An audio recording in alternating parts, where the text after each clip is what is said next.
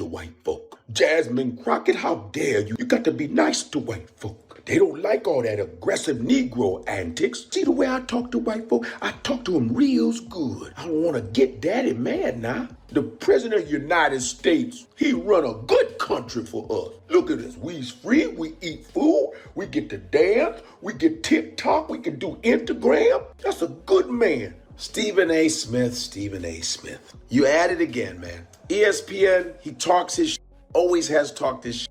Boisterous, loud. That's what he does. He criticizes whoever's in his goddamn path. That's what he does. Comedian Godfrey has had it with this guy. I just disagree on what she's making headlines for because I think it's counterproductive to the ultimate goal. But yet, here we are. And the word disrespect comes in. And people try to engage with words, like disrespect and implying misogyny and all of this other nonsense. Stop it. Can we just say, yo, Stephen A., I disagree with you. Here's why. We got Willie D. Put up that quote, please. He's putting out quotes or text or tweets about me. Let's see that again. Stephen A. Smith taking shots at Jasmine Crockett ain't just messy, it's weak. Dude is sitting on one of the biggest mics in America, and instead of using it to uplift, he's tearing down a black woman who's out here putting in real work. That ain't critique, that's betrayal. Jasmine Crockett ain't the problem. She's the kind of woman who walks into rooms full of snakes and makes the snakes flinch. Meanwhile, Stephen's showing what happens when the paycheck gets louder than the principal. That's sucker straight up. End quote. Wow, Willie D. You sure are uplifting. Because he went after her. To touch on something, because I know that many of you prepared for today's hearing by making sure that you got a little bit of information about immigrants and crime in your cities. Let me ask each of the mayors, just yes or no. Have any of you been made aware of any immigrant that has had 34 felony convictions that has still been able to roam around in your cities? Anyone? No, ma'am. 34 felony convictions. No, Congresswoman. From the immigrants. Anybody? I'm not aware. Oh, okay. I'm just curious because we are so concerned about crime, and I know that my Republican colleagues would never want anybody with 34 felony convictions roaming around because that could be a danger to the community, but I will move on. Thus, Godfrey had some critiques. What you said about Jasmine Crockett, I don't agree with. Jasmine Crockett is qualified for what she does. She has earned her degrees. You don't have a degree in that. You're great at the sports.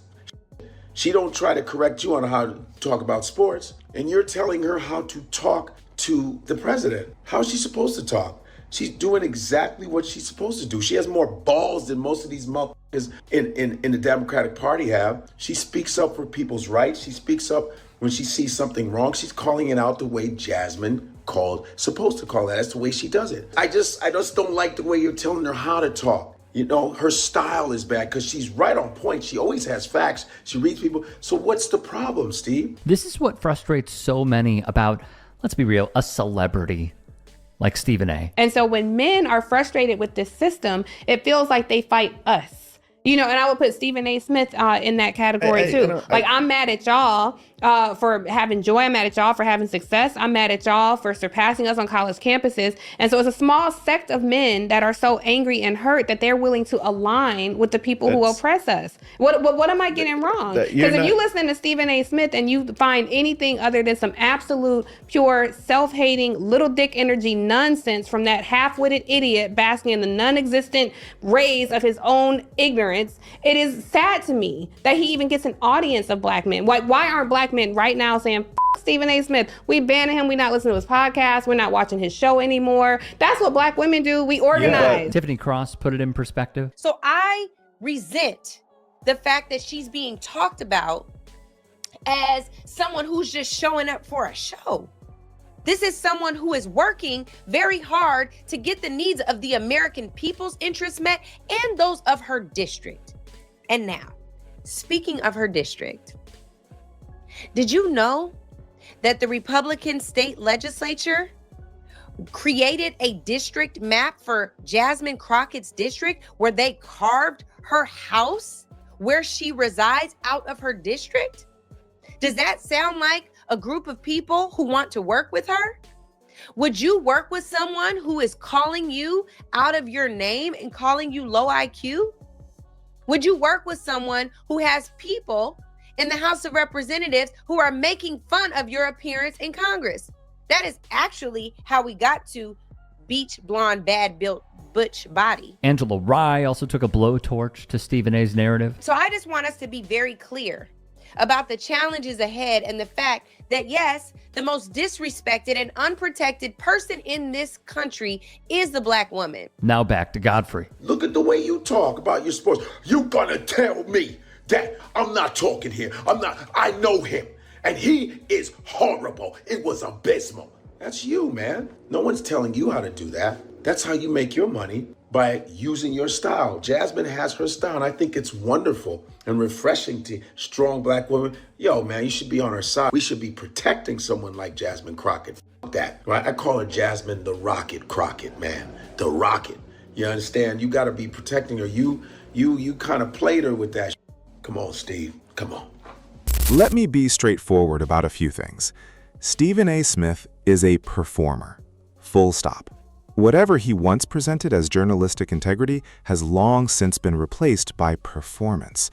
And that performance is exactly what keeps the paychecks coming at ESPN. That's the whole model.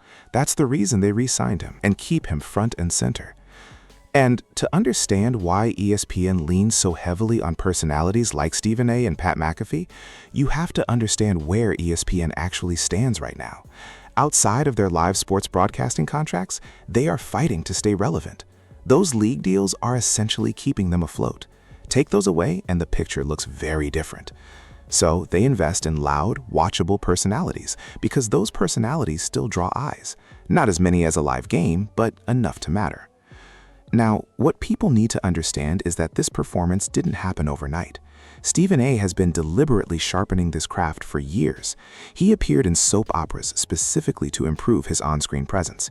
He's taken acting roles in film, Creed 2 if memory serves. He's lined up guest hosting slots on Good Morning America. This is a calculated, long-term effort to build something beyond sports commentary. Which brings me to the News Nation clip, the one where he storms off while discussing Kamala Harris and Hamas. If you've seen it, understand what you're actually watching. That is not a man having a genuine moment. That is performance, produced, rehearsed, and delivered for effect. The same goes for how he went after Congresswoman Jasmine Crockett. If you genuinely want to critique a public official, there are substantive ways to do it. Ask about campaign finance. Ask about specific policy positions. Ask about money and politics.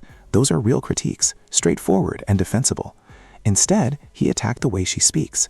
That's not commentary. That's shallow, lazy, and it shows someone drawing conclusions from a clip or two rather than doing any actual homework. That's exactly why he keeps getting called out, and honestly, the people calling him out are right, regardless of whether everyone agrees with them on every other issue. Here's what makes this genuinely frustrating. So much of this work comes down to constantly fighting misinformation, not just from anonymous accounts online, but from people with massive platforms who are taken seriously. And instead of focusing energy on real organizing, real policy change, putting better candidates forward, we're stuck fact-checking people who should know better. I'll leave it there.